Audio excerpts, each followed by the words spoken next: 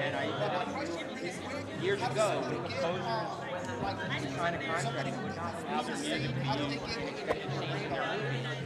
Okay, so the producer who's doing the DVD version of Flores Pero, right? First film, hired me to do the music for the extended scenes, right? Oh, nice. Well, yeah, a lot of that back then. So anyway, what happened was I put in one of the staff, the only prompt I had was to write music that sounded like the film. You have a card? Yeah, Gustavo did the score. He did a lot of interviews. I love Gustavo Santaolalla. Anyway, so I get hired to do this, and I'm doing music similar to what's in the film for the extended scenes on the DVD. And one of the cues I wrote had flamenco guitar. Okay? I know, right? Right? Flamenco guitar to make it right. So, yeah, so anyway, but I put a lot of delay on it, filtered it, distorted it. It had a hip-hop beat under it, a lot of hip-hop, because in the film... Did they take it? So in the film, there's a lot of Spanish language hip-hop in the movie, right? So I get a letter, the producer sends me a letter from Inarico, the director, and he says, what the fuck is he putting Spanish music in my Mexican movie, right? Okay, they didn't paint it, it's like DVDs all went out. All shit. And I said, being a hot hothead, I said, I'm in the Black Rock side.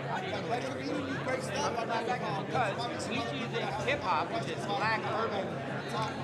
You said he accused you of. He had an Argentina lead lady in his Mexican fucking film, and he got an Argentina composer. You stand your ground? Well, no, he said, I'm not going to tell him that. It's in the DVD. It's out there. You find the DVD, you'll hear like this one little lick, but it's under the hip-hop lick. So, again, I'm Belton Todd right here. I believe in it. I also believe in our festival. Where are you based out of? Here in LA. The last movie I did. Your studio's here? Yeah, right here. West LA. So the last movie was based on the book of Joy. It was Mission Joy. I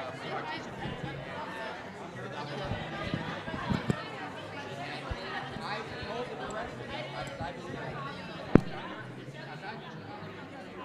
I'm using the best musicians, and I'm using Soweto Gospel Choir. So we did go with this. So anyway, yeah, man.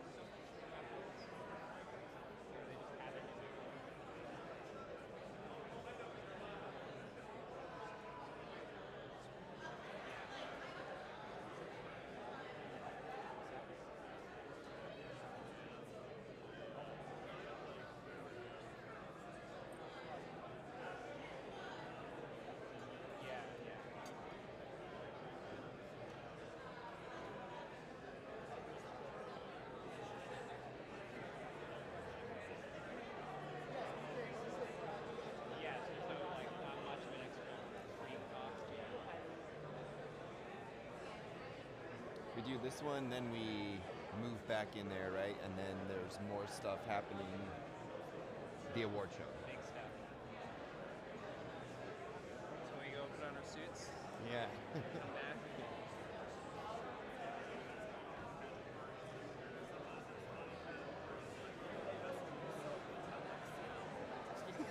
You're like, all right.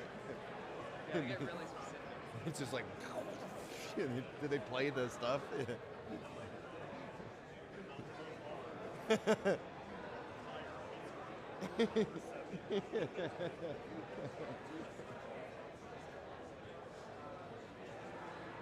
would just be like the best award to have. Just imagine having that That'd award be on your epic. shelf. Yeah.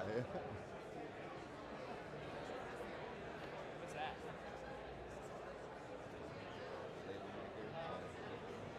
It's like a best calculator. Yeah, it does look like Yeah.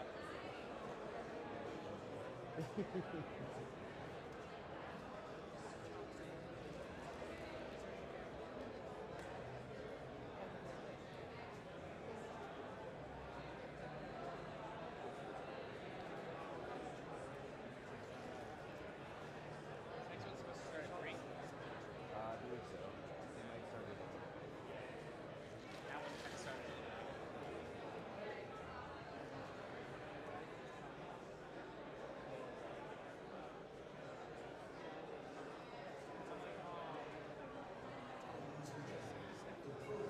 Is about to begin. Please take your seats.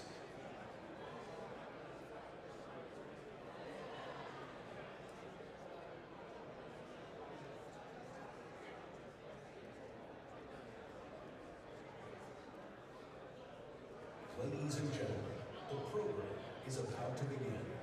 Please take your seats.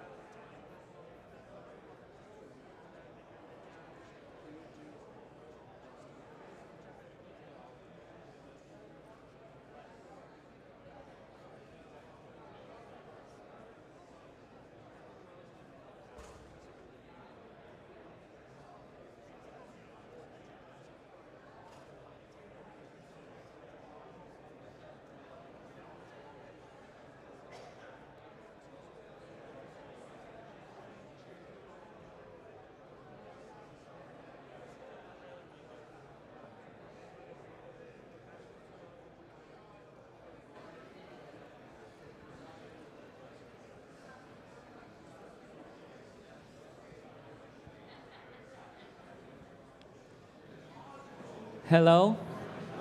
Good afternoon, everyone. Thank you for gathering here with us. Hopefully, everyone here is going to enjoy this conversation we're going to have with 4 industry professionals.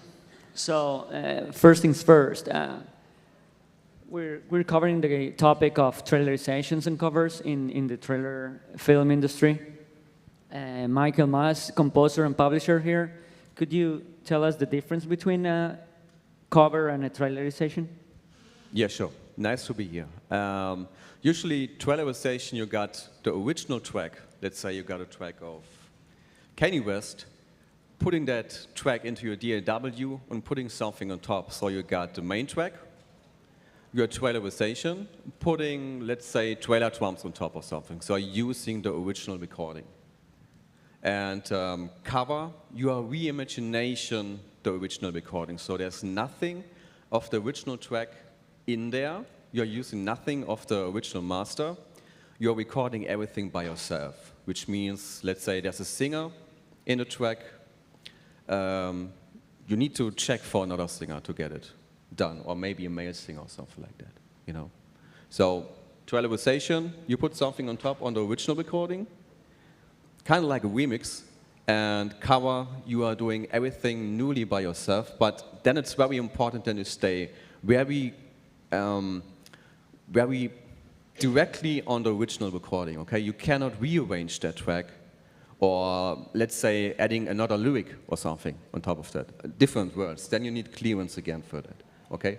That's the difference. It's also important to actually talk about a term that's very common called interpolation. Brooke, do you want to explain what an interpolation is? Yeah, it's when you start, say you start with a track and the publisher or music supervisor wants that track to remain the same for, say, the first minute or however long it needs to be. And then that means you make no changes to that section at all. But then at some point, it deviates from that and turns into possibly a completely new track that doesn't have any elements of the original track present at all. Like it could go from a really nice poppy sounding, a pop track. Say you have a horror like trailer that they're putting together. So you start out with this really nice tone, and then all of a sudden things go sour, and it turns, your track will devolve into this really just a horror track that may have nothing to do with the first half, or you may have elements that you place in the last half, just, however it needs to be for that. But that's basically another variation of a trailerization. Obviously, it depends on what they ask us to do, if it's cover or interpolation or trailerization. How would you start the process of this? Once you have to start you get the brief and you have to do it. Okay, so you're not going to use, no matter what project you're doing, you're not going to use the entire track or every piece of it. So you have to listen to it a few times and really decide, okay, what are the most important pieces of this track or this piece of music that I know that I definitely want to include in the trailerization. And then you work from there. You're definitely going to use the chorus in most cases. You'll use that in the third act or the back end. But you need to, if there's a bridge, you need to decide, okay, am I going to use any pieces of that, or which pieces of the verses you're going to use, or what are some key hooks or tags that are going to be important for your piece that you're putting together. And really that's the first step. And then you go into the organization of the timing of the track and lining everything up for easy editing, which is the second step. It's an entirely different step. I don't know how far you wanted me to go with all the process. But then you want to line everything up. Like a lot of tracks, especially older tracks, are not recorded to a grid or a fixed tempo, and even if they are, they can vary a little bit.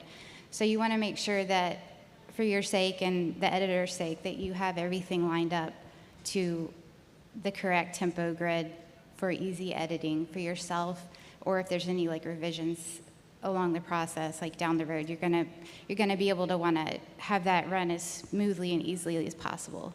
So you want everything lined up, which could involve a lot of cutting, or I don't like to audio stretch because usually it creates a lot of artifacts, but just making sure you have enough cuts in the right places to where it sounds very smooth and have everything lining up. Interesting, thank you. Robert,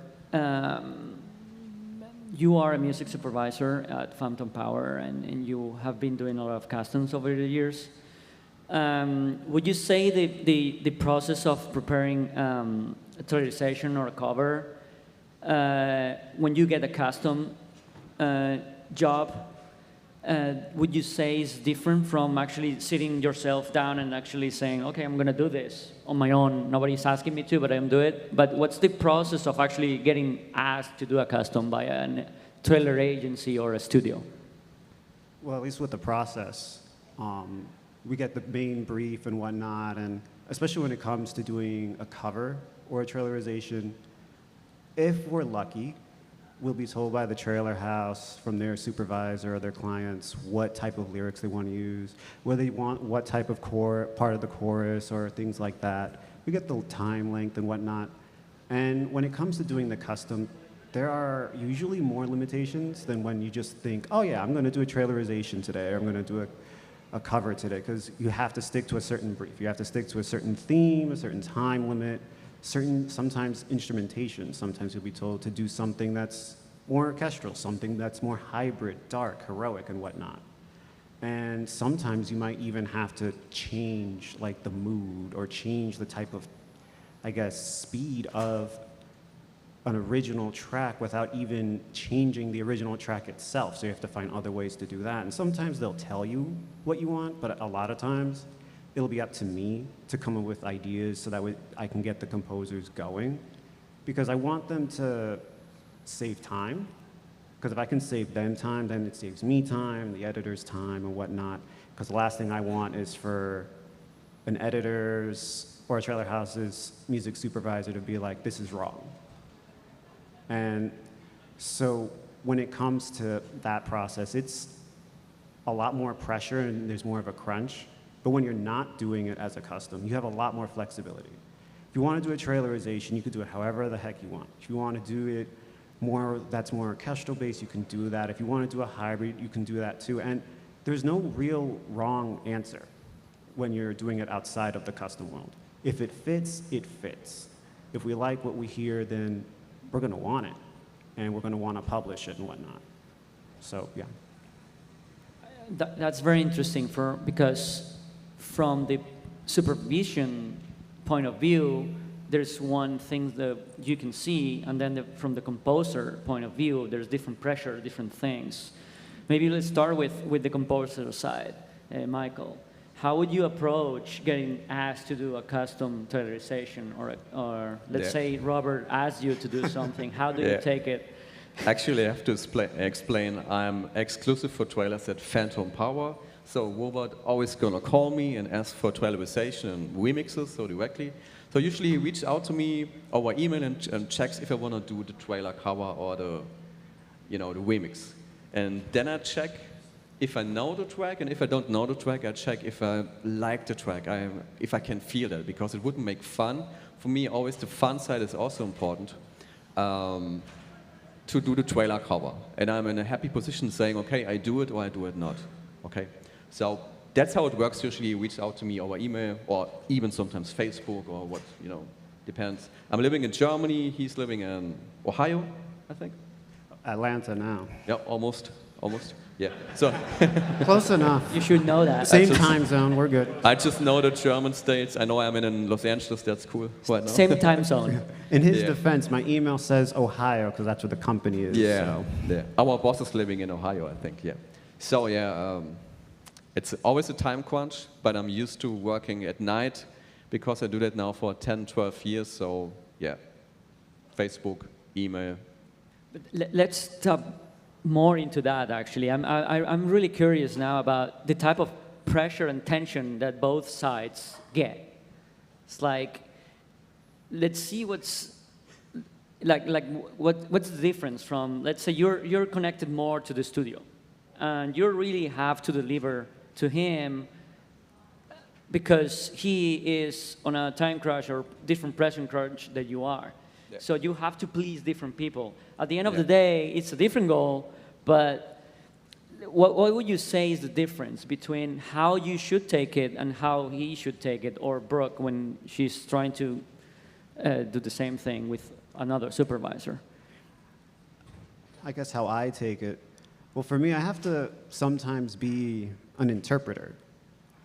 And I think that's a lot of pressure sometimes, because sometimes you'll be told to make something more musical. What does that mean?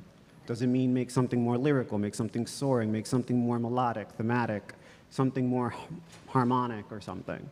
So you have to figure that part out. Sometimes you can just have communication with that trailer house and try to get clarification.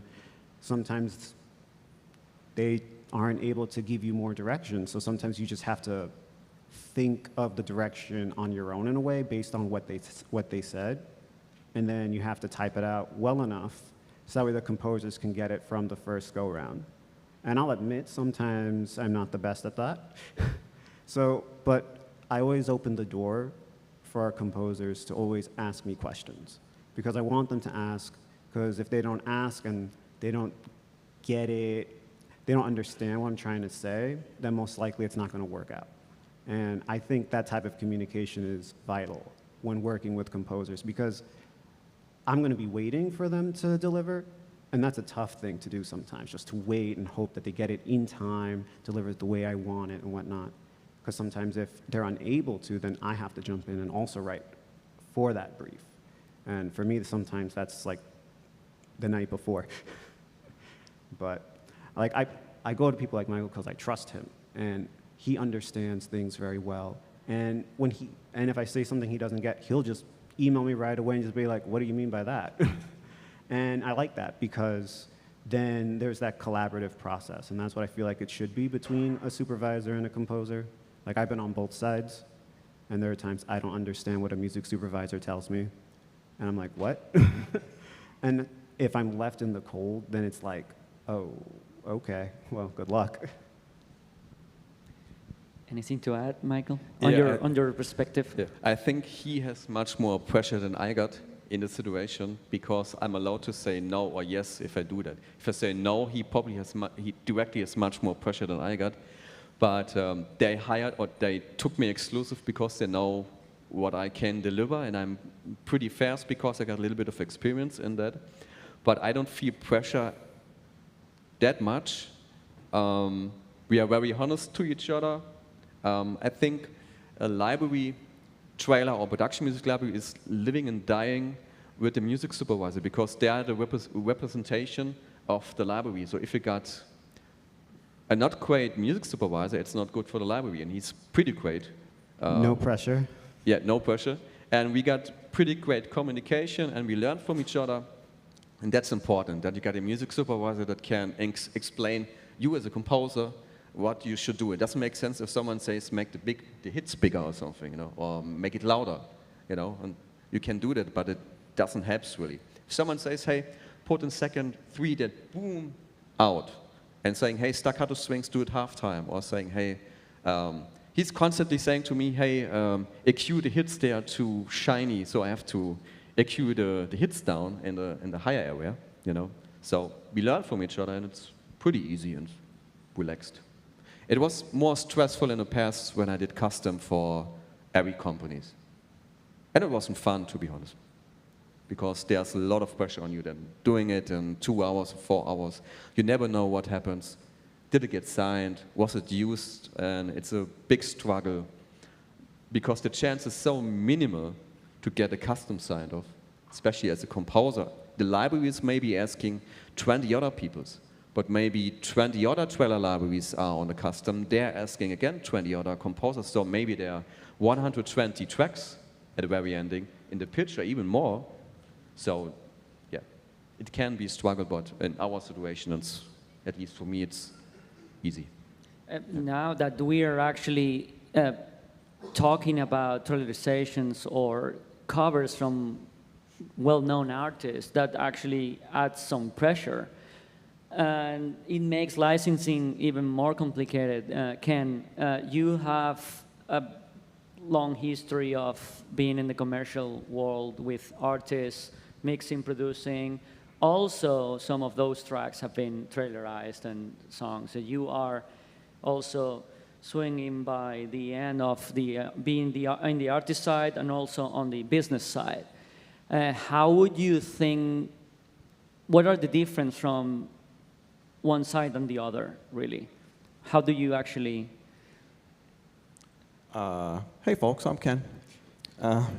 So I come from the record side of the business, and all of the trailers I've been involved in have been sourced from records that I've produced, and then my sync agent placed those. They were trailerized by the editor for whatever TV show or video game or film was using them, and we just got to see the end result, which is a fantastic way to collect checks. But it's a very hard loop to get into as well. So what was your original? Yeah, basically because we have many people, we don't know, probably some people know more than others. So we know, I mean, I'm on the business side too, so I know there's a difference between owning the master and the sync. So if you would like to explain what's the difference between, or how the licensing and the works, basically. Okay, so when a song that I have produced and own rights on gets synced for any opportunity, but trailers included, the person syncing it doesn't own any rights. They're only getting an upfront license for the usage for only what they need.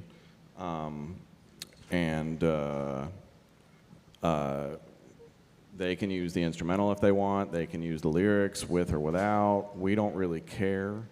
And so what, like 50% goes to publishing, 50% goes to the master.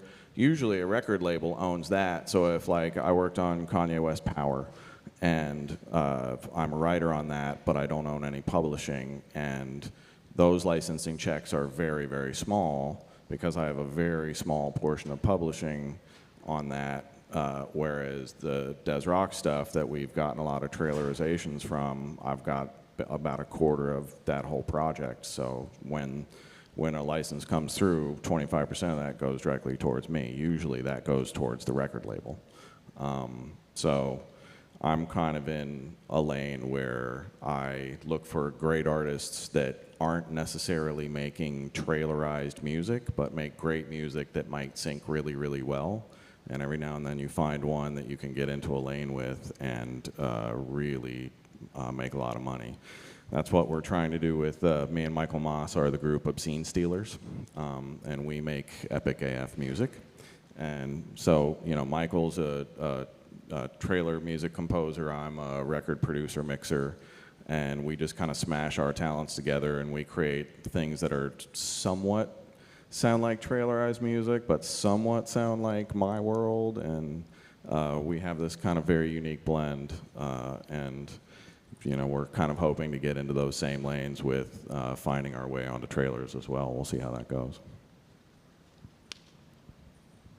Sorry about that. Hey, let's take it there for a minute because, as we already mentioned, you come from the artist world and the record side. What would you think are the difference between producing for the artist or producing on the trailer side as an enhancement or interpolation or trailerization? The best stuff that we ever synced so far was the Des Rocks project, and never once ever when we were making that project did we think one time about sync. We just wanted to make the best, most connected record to us that we could possibly make, and we figured if we did that, it would connect to other people.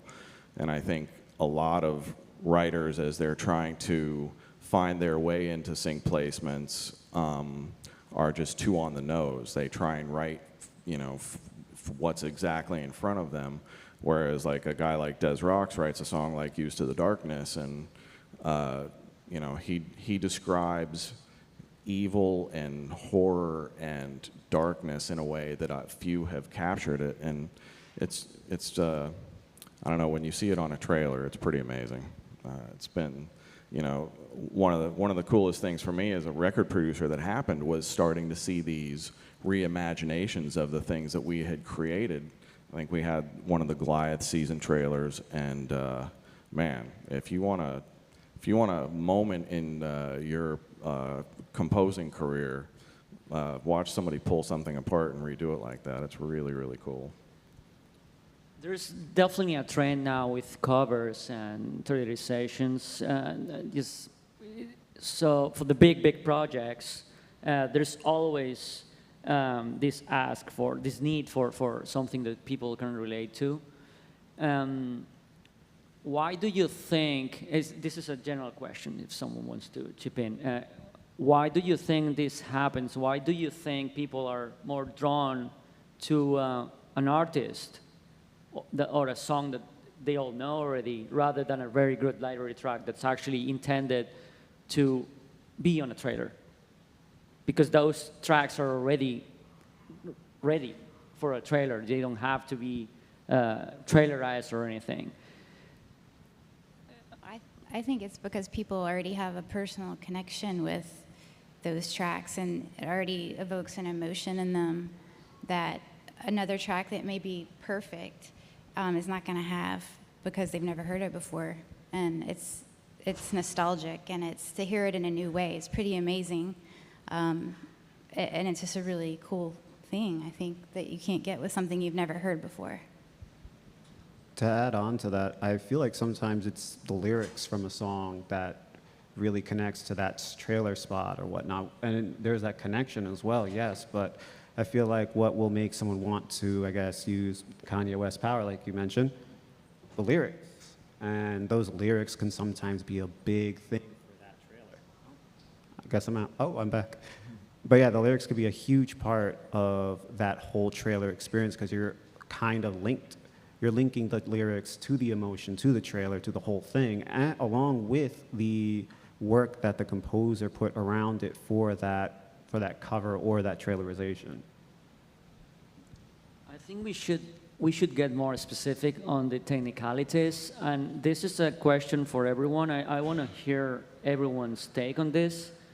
How do you, because usually you have the song that everyone knows, it might be easy to pick that song because of the lyrics, because you know it has some connection with whatever the movie is or the message they want to give for that trailer. But sometimes you have to adapt. How would you change the mood? Let's say you have a very energetic back end or a chorus on a very famous song that everyone knows, but they need it to be more emotional. How do you, I want to hear everyone to see how would they tackle an impossible task of changing completely the mood because they just want the song, and sometimes the studio wants that song no matter what. They just want to fit it in no matter what, whatever. So we have to use that one. How do you change the mood? Can we talk about a custom we did for Superman? You can talk about the sunshine on my shoulders. Yeah. Talk about that one. Yeah, for example, I recently did a trailer cover of Sunshine on My Shoulders. It's from, what's the artist? Oh, I forgot the name. It's killing. John Devon. It's named John Devon. And the briefing was, it has to be in the middle part dark and brooding, and it should sound just like dark horror-ish, something like that. And the track itself is very C major, friendly, not really dark, okay? So I had to figure out how can I do that.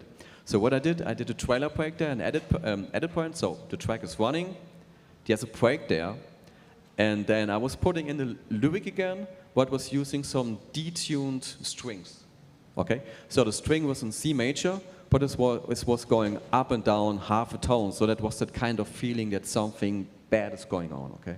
And I was putting a pram in the background. Typically, everyone knows trailer music because of prams, okay? You have to put in prams, that's, you know, receipt.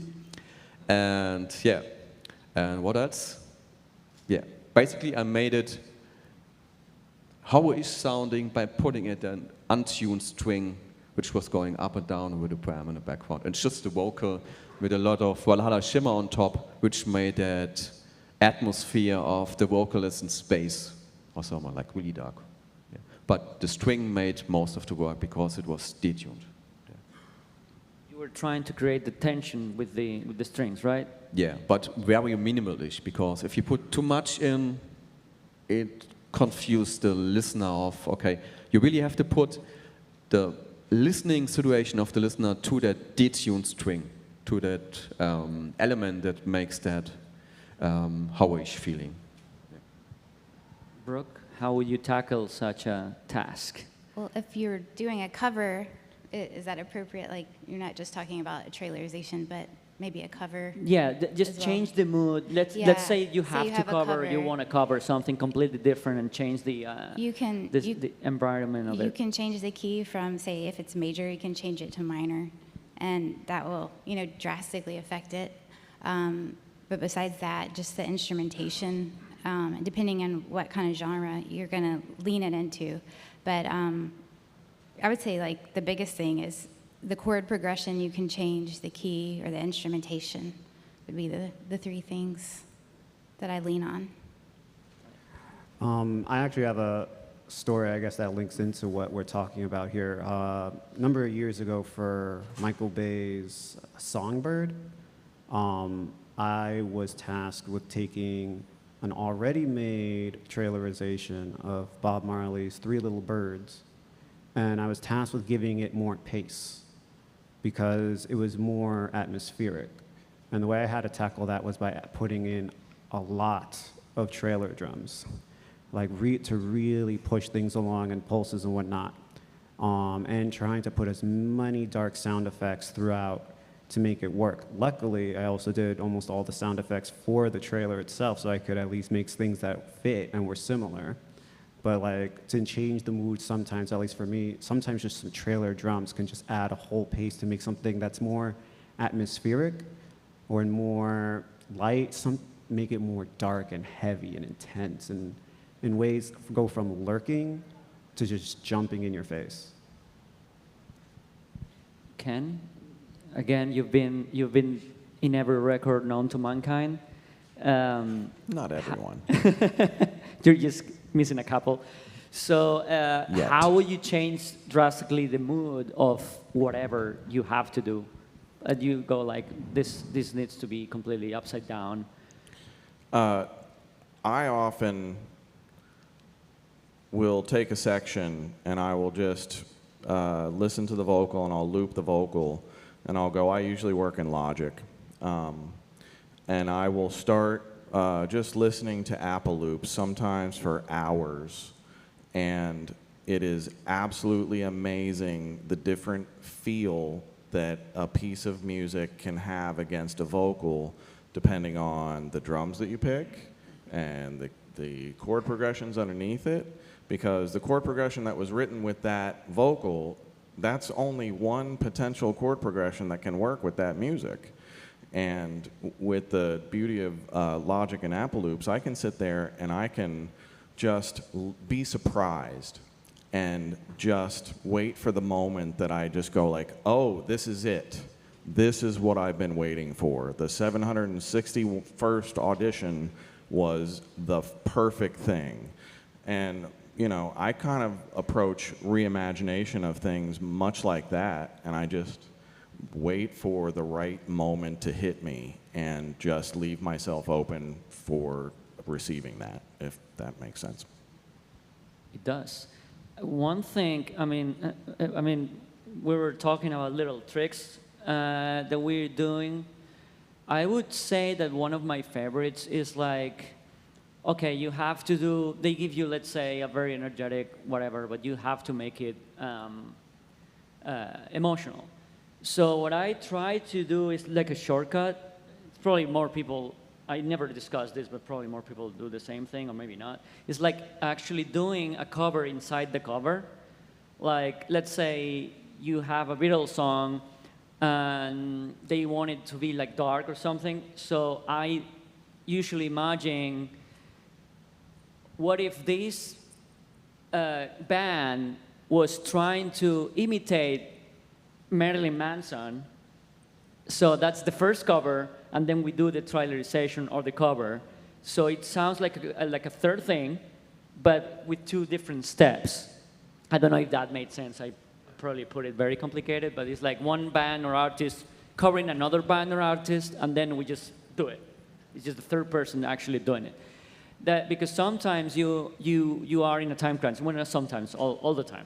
Usually the turnarounds in this industry are like 24 hours if you're lucky.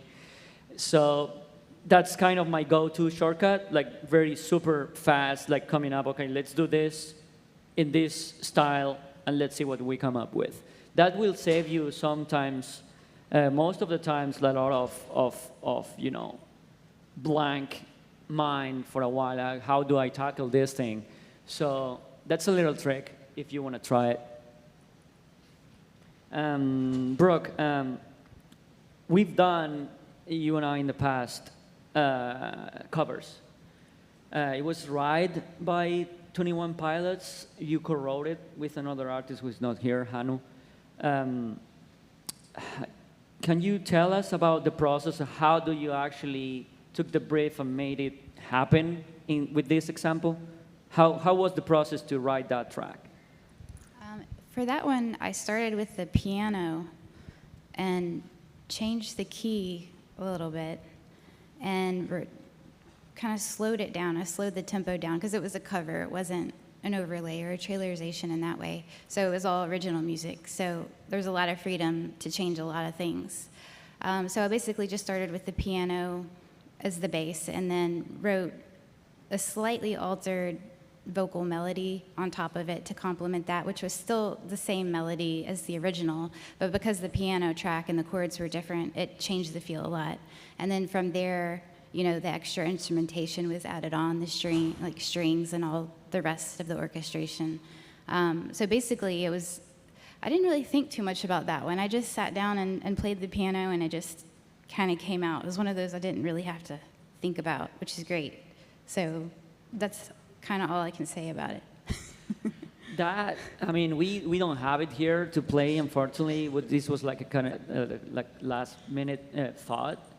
But talking about energy or changing the mood, what were you thinking about the mood itself? Do you want it, it just came out like that? Well, the song was originally kind of an upbeat sounding song with like a mid-tempo, and I wanted it, the lyrics weren't so upbeat, really, if you listened to them and took the meaning from them. So I kind of wanted to bring that out and slow it down a little bit and create an atmosphere that, you know, you could really pay attention to what the lyrics were saying and maybe from a different light and take them in a different atmosphere. So that's kind of how I approached the whole thing. Right.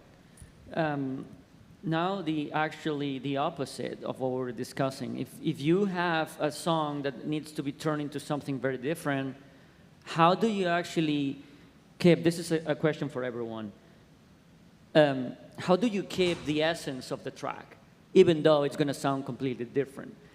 Is there any specific item that you want to keep, or it's easy for you to keep because it will keep the core of it, but you actually can't mess around with the rest around it, but still be recognizable? Is there any shortcut or an item that you really need to keep or enhance in order for people to still relate to that song and still recognize it? Yeah, I would say in trailerizations and covers, you mostly got a vocal in there. Not always, but a vocal. And if you got a vocal in there, it's highly important that you treat the vocal as your main instrument, okay?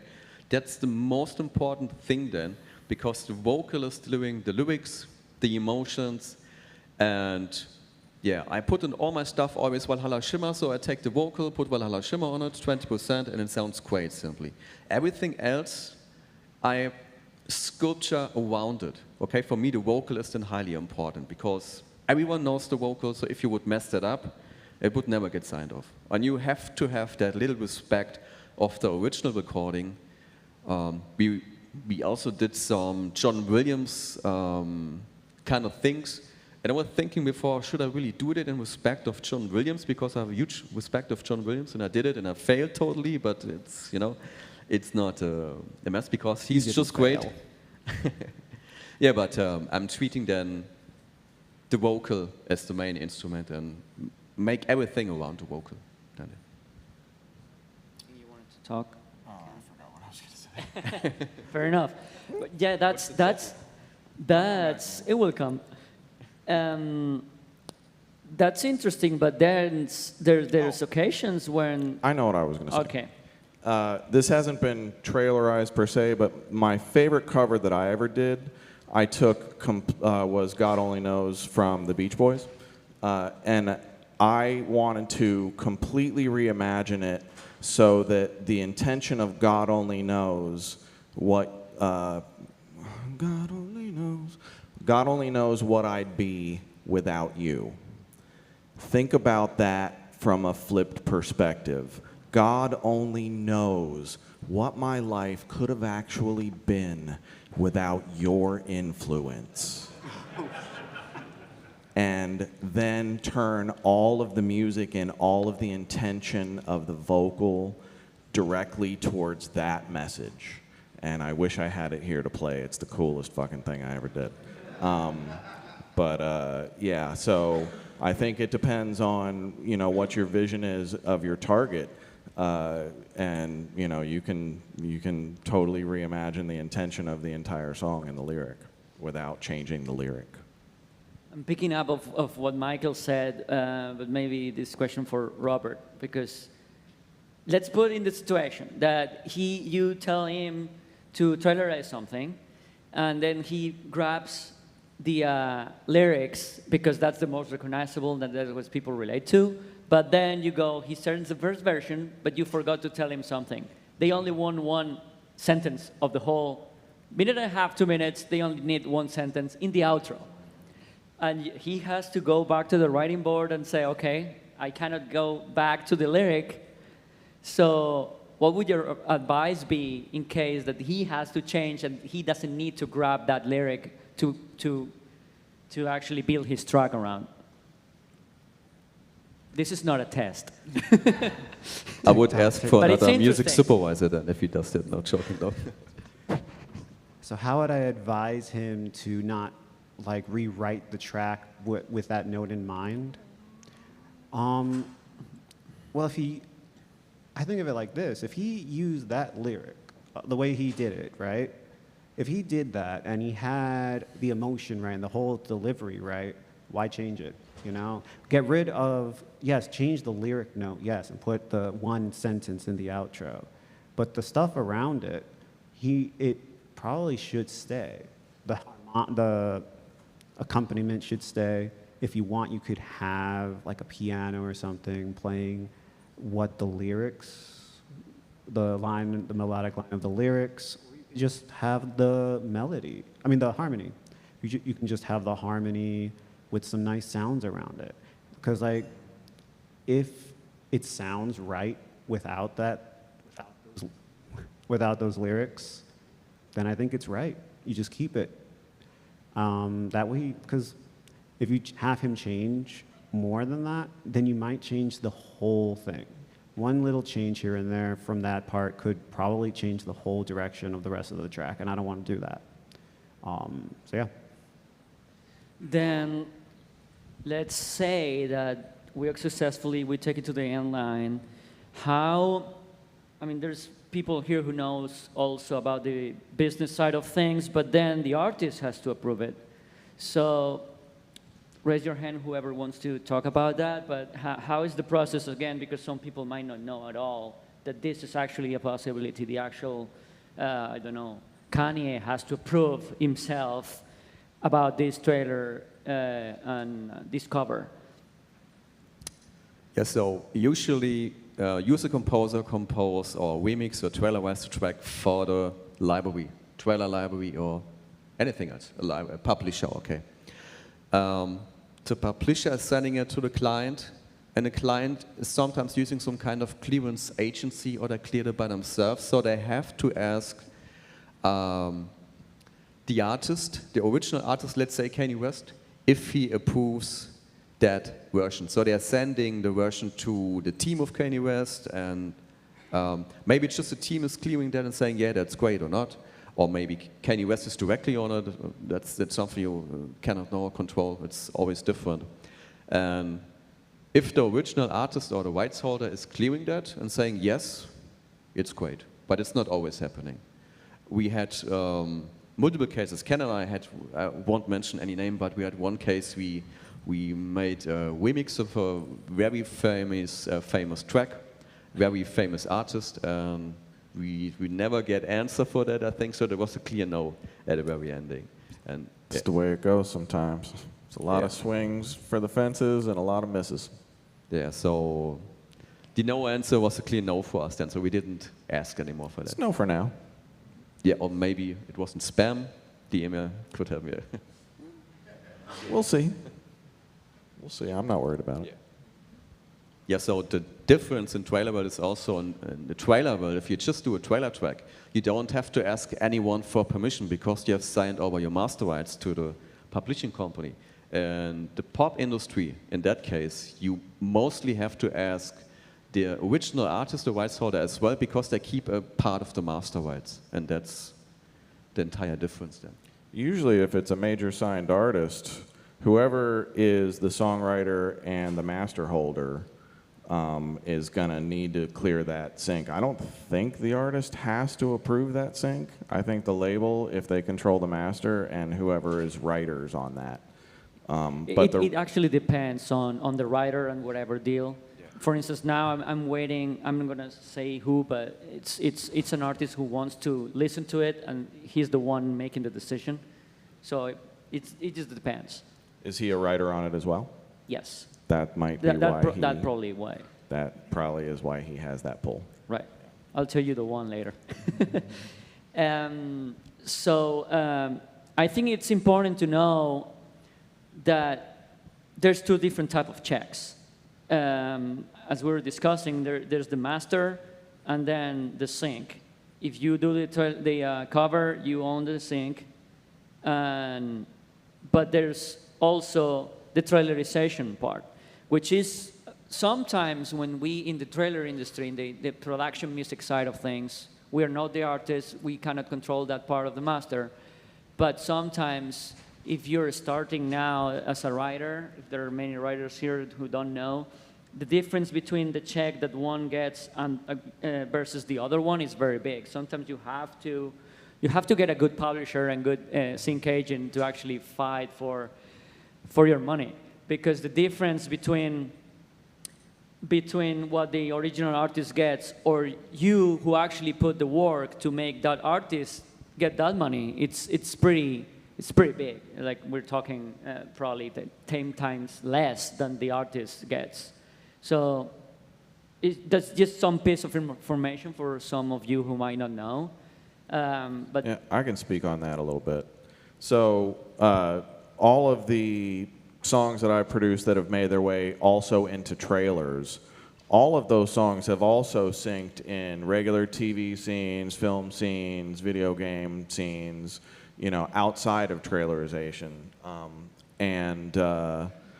There are so many tiers of checks in this realm, but it typically lands on the smaller the usage, the smaller the check. So if a small network is going to license that same song for a small show and it's going to be background music and only used for 15 seconds, you're probably seeing a four-figure check for that. But if it's a more prominent, like featured song in a scene for 60, 70 seconds, you might see 20 or 30 grand for that. And if it's a trailer, it could be anywhere from a little bit more than that to multiples, depending on what they use, how much of it they use, if they're using a bunch of other songs in the trailer as well, or if it's only yours, and then how big the company is and how big that project is going to be. A feature film is going to pay way more than a smaller TV show, things like that. But typically in that realm, the same song that licensed for 4 figures can license for 6 figures, and one doesn't affect or diminish the other at all, it seems. And man, if you can get into that trailer realm with an artist, that's where the best money is for sure. Jackpot. So we're entering the last part of this chat. If we could play one of the tracks that we have that Ken and Michael produced, and we can listen to it, and then they can talk about the process of how they did it. This is obscene Steelers in the end. Shout out to Fesh and Emily Fitzgerald, singer and rapper on that. Yes.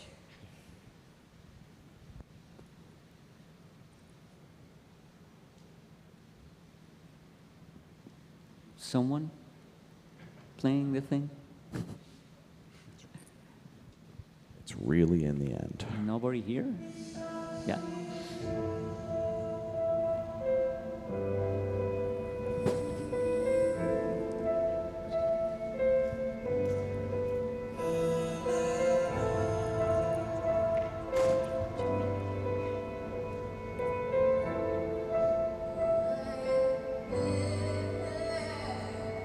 One thing, I don't know why. It doesn't even matter how hard you try.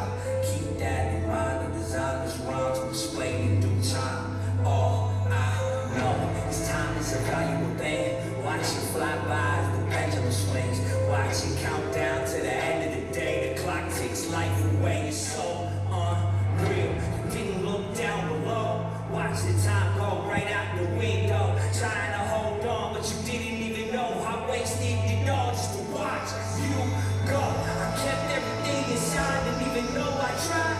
It all fell apart. What it meant to be will eventually be a memory of the time I tried so hard and got so far. But in the end, it doesn't even matter. I had to fall to lose it all. But in the end, it doesn't even matter. One thing, I don't know why. It doesn't even matter how hard you try. Keep that in mind. I designed this rhyme to remind myself how I tried so hard. In spite of the way you were mocking me, acting like I was part of your property. Remembering all the times you fought with me. I'm surprised it got so things are the way they were before. You wouldn't even recognize me anymore.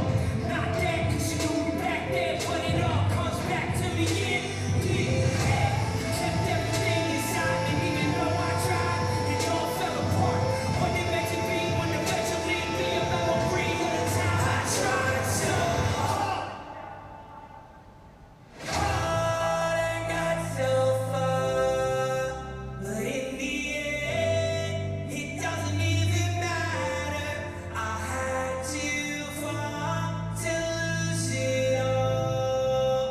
But in the end, it doesn't even matter. Put my trust in you. Push as far as I can go. For all that, there's only one thing you should know. I tried so hard and got so far. But in the end, it doesn't even matter. I had to fall to lose it all. But in the end, it doesn't even matter.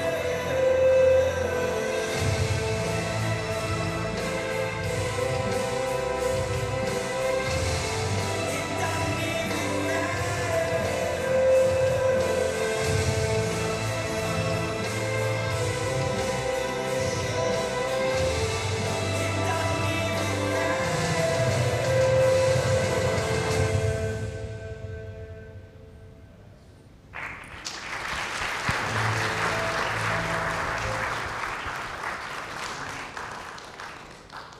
Gentlemen? Complicated to Aw, explain. shucks. Okay, that Glad was you a like it. very long process. I had that initial idea in January. I had no idea that Linkin Park would come out again right now, so that's a coincidence. To do an epic cover, not necessarily really extremely trailerized, of In the End. And made that proposal to Kenny, said, yeah, let's do that. And I started with an instrumental, so I was checking, as I mentioned before, key, BPM, wasn't using anything of the original recording, so we didn't have to clear a sample or something like that. And finishing the instrumental took maybe around 3 days. We hired someone who played live strings, shout out to Johnny Fuller in the UK. And yeah, the instrumental was done. And we thought, okay, what kind of singer rapper could we use? Okay, should we use a different singer than before, or should we use someone who's rapping on singing? And in this case, this is the artist, this is Fash, and he just delivered a great performance on rapping and singing. So he's singing and rapping in the background with Emily Fitzgerald. Getting Emily Fitzgerald on a track was a coincidence as well. She reached at the same time out to me on Instagram. She's coming from EDM and was saying, hey, I would like to get featured on one of your tracks. Send me something over. And I was hyped by her voice simply. Said, hey, we got a remix now, cover now going on. Try to get your vocal on that. And as I explained before, Fash did the rap and the singing on it, so I was handling his voice as the main instrument, getting Emily Fitzgerald a little bit in the background as some additional topic for that, to get that emotional vibe a little bit more out. And yeah, was sending everything over to Ken for mixing. He did a great job on mixing. And yeah, turned out great. I think you all liked the track. I hope so. Yeah. I think that the very most important thing is picking the right vocalist and guiding them to the right result, and making sure that they connect with the song the way that you connect with the song, and that their vocal performance makes you feel the way that you want the listener and the viewer to actually feel. And if they're not giving that to you, you got to guide them to it. But you know, it all starts with making sure that you pick the right guy. And we had done a bunch of songs with Fash already. We already knew what his voice was capable of and what his range was. We knew he felt a connection to the song, and you know, that solved so many problems without having to do anything else.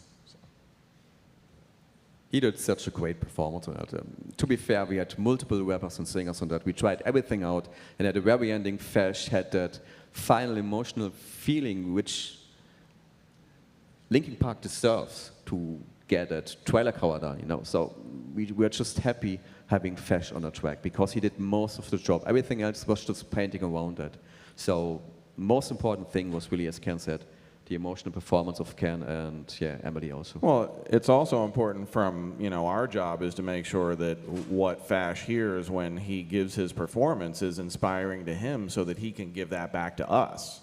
So, you know, if you're just giving him, you know, some basic skeleton and expecting a performance like that, we probably wouldn't get it. But, you know, the fact that we really laid out a sonic canvas for him and let him just eat it up was, you know, super important to get the end result. Yeah. We tried to make the track still very musical, so it's streamable and great to listen for the audience, because if you destroy everything with trailer drums and risers and downers and hits, and there's, maybe that's good for the trailer at the very ending, but for us, well, was also important to get it into trailers and you guys to listen to, because it doesn't make sense to produce only everything for the industry, to get the trailer things, you know. Right. I mean, we could take that exact same song, and if somebody wanted us to trailerize it tomorrow, we could do that. That's not, I would think that'd be pretty damn easy. But, you know, we kind of have our own vision for where we want to go and what we're trying to do, and we're going to, you know, go down that road for a while and see how it works out for us. Actually, someone will be asked to trailerize your cover. So we enter in this eternal loop to eternity. So I think that's a wrap. Thank you very much, everyone. Hopefully you learned something tonight. And thank you, everyone. Thank you, Rob. Thank you, Ken. Thank you, Brooke. Thank you, Michael. We're going to be around if you have any questions. Thank you. You gonna have questions? No? Okay. Well, so much for that.